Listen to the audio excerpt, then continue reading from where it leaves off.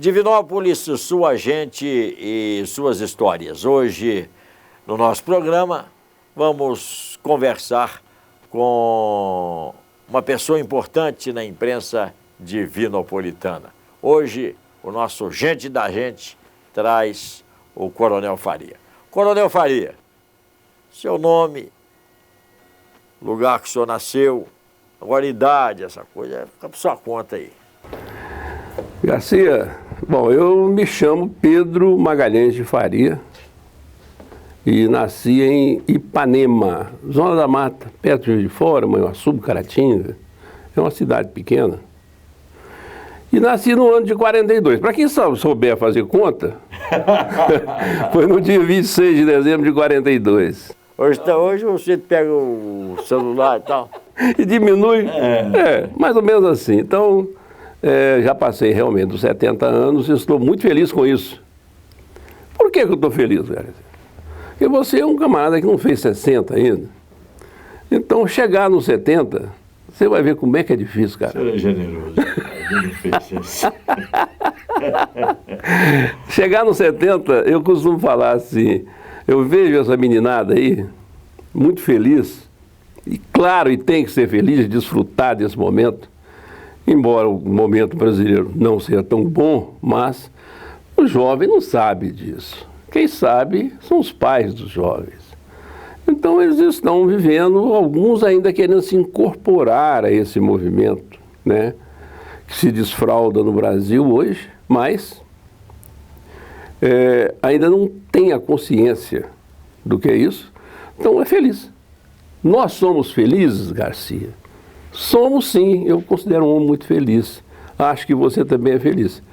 Porque se você está aqui hoje, é porque você trilhou um caminho sério, um caminho honesto, um caminho de homem, que tem palavra, que tem nome, e que chega num estágio de vida onde a gente tem que comemorar. Cada dia que passa, você comemora. É mais um. Não é menos um, não. É mais um. E assim a gente vai levando. Ô Coronel, Ipanema, a sua infância, os primeiros passos, não é? Adolescência, os estudos. Olha, como toda cidade pequena, e como eu já disse, eu não sou muito jovem, né?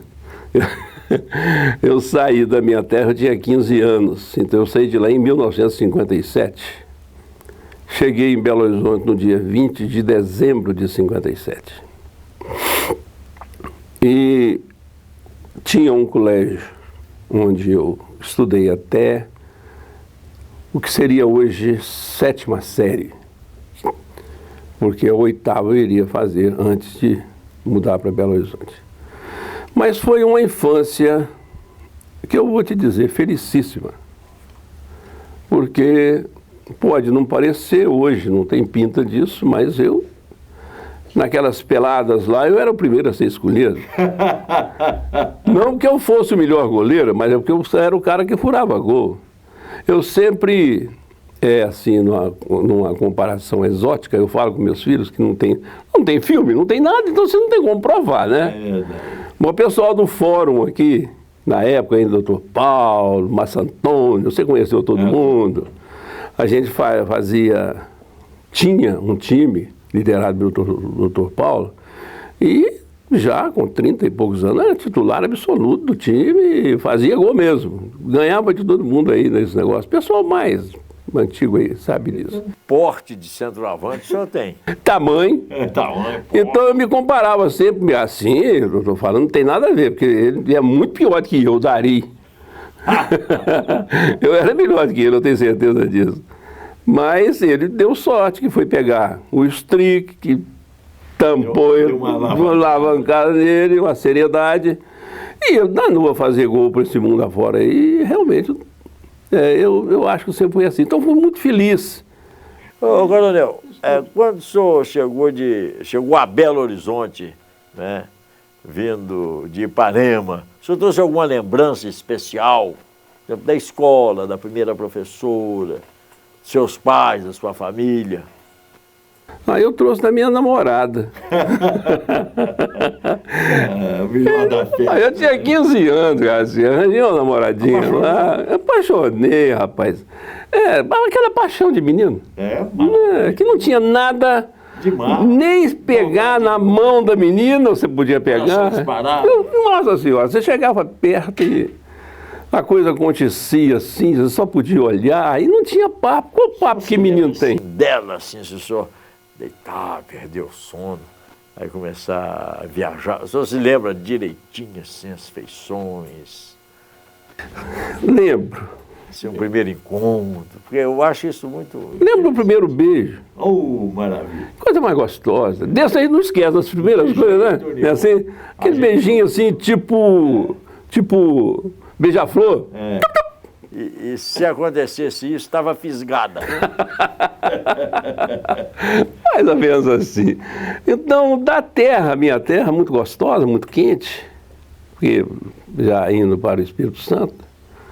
E lembro muito do rio, que passava lá, aprendi a nadar, afoguei. Não morri porque tinha gente maior, me tirou. Vocês queriam me ver aqui hoje. Então, estava traçado que eu viria parar em Divinópolis um pouco tempo depois. E como é que você encontrou Belo Horizonte? Belo Horizonte foi minha avó, meus tios, começaram com meus tios. Eu acredito que você se lembra do Coronel Abel Magalhães, aqui em Monte Despacho, foi comandante. Eu sou de outra região, eu sou lá do Nono. Sim. Barbacena. Você é da terra dos loucos, não pode falar que tem um pessoal de Barbacena me ouvindo aqui, até onde tem loucos. Estou de alta. Mas o meu tio, Abel, ele veio para Belo Horizonte para fazer a academia de Polícia Militar e veio com meu tio Abraão, eles eram gêmeos. O Abel passou, o Abraão não passou no primeiro ano, no segundo passou, e depois eles formaram, e quando eu vi, isso foi em 1950, quando foi em 57 eu já vim para Belo Horizonte, aí é que a coisa modificou, Garcia. Eu vim para Belo Horizonte, eu nunca tinha andado de trem, nunca tinha visto uma cidade maior do que Manhuaçu, você conhece? Conheço Manhuaçu. Nunca tinha ido, Manhuaçu, Caratinga, é o lugar que eu tinha ido. Então nós fomos a Valadares, eu já achei uma enormidade. Aí pegamos o trem, quando eu desci naquela estação de Belo Horizonte, que eu cheguei e olhei aquela cidade daquele tamanho, eu falei, nossa, o que eu estou fazendo aqui? Como é que vai ser minha vida, né? Mas é aquilo que eu falei, esses meninos de 15 anos, de hoje, eles são bem mais sabidos, porque já estão em outro tipo de mundo, na cibernética, todo um negócio de computador, de telefone, mas naquela época não tinha nada, Garcia, nada. Minha mãe me pôs a aprender datilografia, então eu já vim formado em datilografia, com diploma. Era extraordinário. Tinha que ter diploma. Tinha que ter diploma. Aí, primeiro emprego, eu tive que levar o diploma. Tantos toques por minuto. Isso, exato. Então comecei ali e com influência de um dos meus tios, do Abraão, não é do Abel, do Abraão, Abel e Abraão, olha bem, os gêmeos. O Abraão me levou para o primeiro batalhão, aquele lá de Santa Efigênia, que chamava na época o Batalhão de Guardas, BG. BG. Lembra? Então... Fazia até o esquema lá do Mineirão. Isso. Eu fui um dos comandantes lá do Mineirão. Mas então... eu fui matriculado lá, fiz uma prova, não foi marmelada, mas como sempre naquela época já existia um certo encaminhamento, afinal de contas eu era sobrinho... Do coronel? Não, na época era tenente, eu era sobrinho do tenente. Então o parentesco pode ter ajudado um pouquinho, mas eu sempre gostei muito de música. E aí é que vem um detalhe da minha vida musical, que alguma gente já está sabendo, porque hoje a gente posta na internet, outras pessoas já viram e tal, mas... Qual o seu dom na música? Olha, eu sou, desde que eu me lembro desde que eu me lembro por gente, 12, 13 anos, eu tinha um tio em Açu que tocava violão muito bem, então eu cantava as músicas de Roberto Carlos, Nelson Gonçalves, Calbi Peixoto, Dalva de Oliveira, Ângela Maria, essa turminha novinha, né? Novinha na época, né? Então era o que tinha, Orlando Silva. E meu tio fazia aqueles acompanhamentos bonitos, com dobrado, Então eu gostava muito de ir lá para cantar com ele. Então eu me lembro desde essa época. Então quando eu fui a Belo Horizonte, eu tinha musicalidade. O teste foi de musicalidade. Então eu realmente passei mesmo. Não estou brincando aqui por causa do parentesco, mas eu realmente passei na prova. E tanto que eu fui logo matriculado na escola para se aprender mesmo a música em si. Com 1 ano eu já estava aprendendo a tocar violino, que é um instrumento usado na orquestra sinfônica. E eu fui para tocar na banda, aprender para tocar na banda. Mas eles viram em mim alguma coisa melhorzinha e falaram, não, esse camarada aqui vai para a orquestra. Então eu fui aprender violino e realmente cheguei a tocar na orquestra sinfônica, não somente da Polícia Militar, como cheguei a fazer teste na Sinfônica de Minas Gerais, tocando violino. Coronel, como é que o senhor se deu assim, o militar e jornalista? Não foi por acaso, não. Acho que você também não é radialista por acaso. Tem certeza que não. Uma vocação, né? Uma vocação, além de ser uma vocação, é uma necessidade e é uma coisa que você já devia fazer em casa, irradiar jogo. Jogando botão. Não é? Uma latinha de massa de tomate, uma cordinha. A gente brincava muito disso, é o telefone, né? Na época, telefone dos meninos. Isso. O barbante eu via cá. Mas na verdade você falava aqui e ele ouvia lá, não se passava nada. Mas a minha entrada no jornalismo foi porque quando eu vim para Divinópolis, olha bem, cheguei em Belo Horizonte em 57, 20 de dezembro. Em 67, 20 de novembro, eu estava chegando em Divinópolis. 67. Então você vê, são 10 anos entre Belo Horizonte, isso tudo que eu te falei. Eu aprendi música, toquei na orquestra, fiz academia, trabalhei nos batalhões em Belo Horizonte, montei a primeira rádio patrulha de Belo Horizonte, o primeiro serviço de rádio patrulhamento, porque o rádio patrulhamento em Belo Horizonte era feito pela Polícia Civil. Só que a Polícia Civil, a Guarda Civil foi extinta com a Revolução, 64. Então entregou-se o serviço para a Polícia Militar. Então em 1965, a Polícia Militar recebeu do Estado 2 viaturas, sem rádio, sem nada, 2 viaturas, chamava PV, Patrulha Volante. Então esse serviço, eu, como trabalhava no batalhão de guardas, eu fui o que montei o serviço de Patrulha Volante em Belo Horizonte. As 2 primeiras viaturas, eu e um outro tenente. Como é que funcionava esse negócio de comunicação? Chamar... Telefone. A gente tinha os pontos fixos, Barra do Adão, lembra? Barra do Adão, seu tempo? Era onde mesmo? Ali, a Inconfidência Antiga é onde era rodoviária. Perto da rodoviária? Ali. Ali perto de Curitiba, ali. Exato, é o local onde a polícia ficava, senhor. Belo Horizonte. Você entrava ali, né? Belo Horizonte só tinha aquilo, que era Guaicurus, onde o pessoal fazia a festa, né? Rua Curitiba, idem, ali embaixo na Contorno, por ali e tal. Então nós ficávamos por ali, não tinha nada. Não se prendia ninguém também, não, viu? Violência. Nada.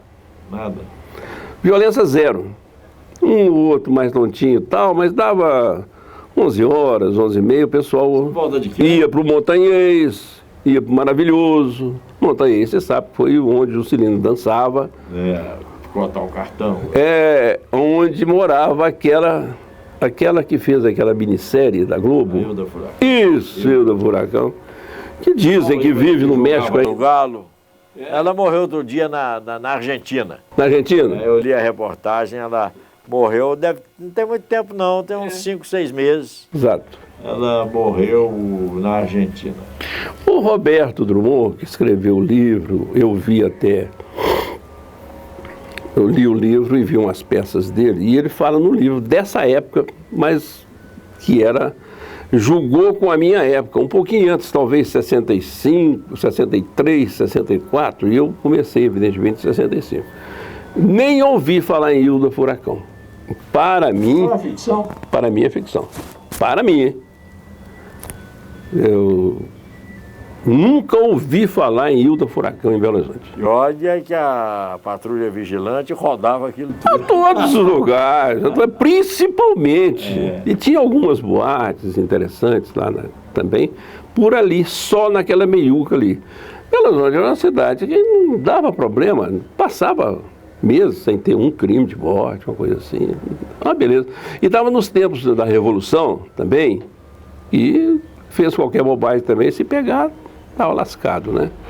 O que acontecia um pouquinho, começou a dar algum problema, foi quando entrou em campo essa turma, que não é mistério nenhum, já chefiada, da qual fazia parte a nossa presidente, que foi presa, esse negócio todo, como ela fala. A gente não tinha consciência disso, porque nessa época eu já estava em Divinópolis.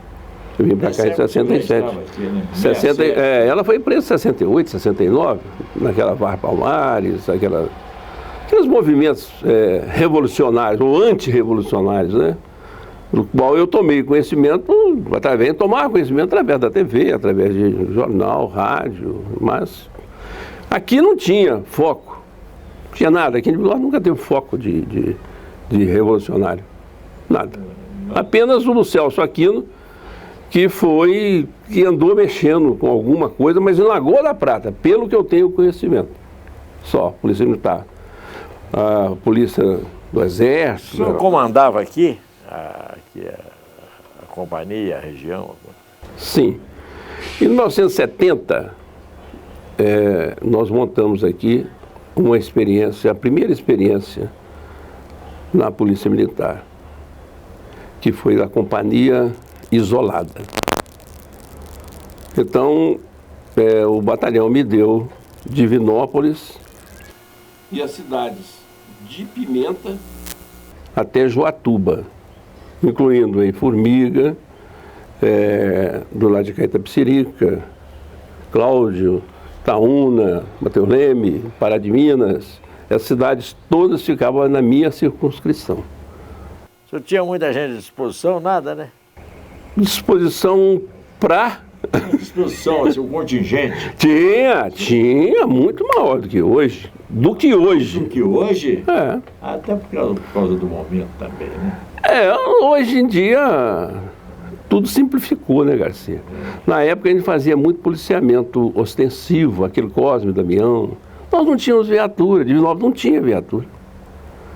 Eu reformei uma viatura quando eu vim para cá, mas eu vou voltar mais no início da sua pergunta, da imprensa, que essa eu não falei.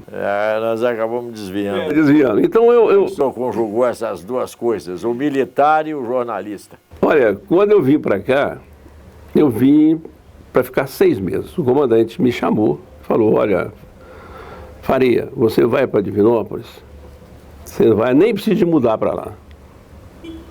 Então, você vai para ficar 6 meses, você vai para consertar uma situação lá. A Polícia Militar aqui realmente não estava bem na época. E o comandante me deu essa missão. Olha, tudo bem, eu vou encarar isso como missão mesmo. Tenente. Eu era primeiro tenente. Primeiro tenente, Então, eu vim, já tinha aqui um contingente de 30 policiais. E nós não tínhamos nenhum tipo de divulgação. Nada. Eu procurei primeiramente o Mairincão. o nosso Mairique Júnior era pirralho ainda, né? Estava no coelho. Estava no coelho, né? E procurei o pai abriu as portas, Mairique, muito aberto. Sempre fomos muito amigos a vida inteira, independente de depois eu ter arrumado o rádio, nunca tivemos o menor problema, né? Nosso relacionamento é aberto. Não, nada. Como você tem que concorrer na qualidade, cara. Eu sempre falei isso. Sempre conversei isso com o Mairique Júnior também. Olha, nós temos que concorrer na qualidade. Entre nós dois, não tem concorrência não, cara. É o ouvinte que tem que dar preferência e julgar, não nós. Eu vou falar que eu sou melhor do que você, por quê? Não tem sentido.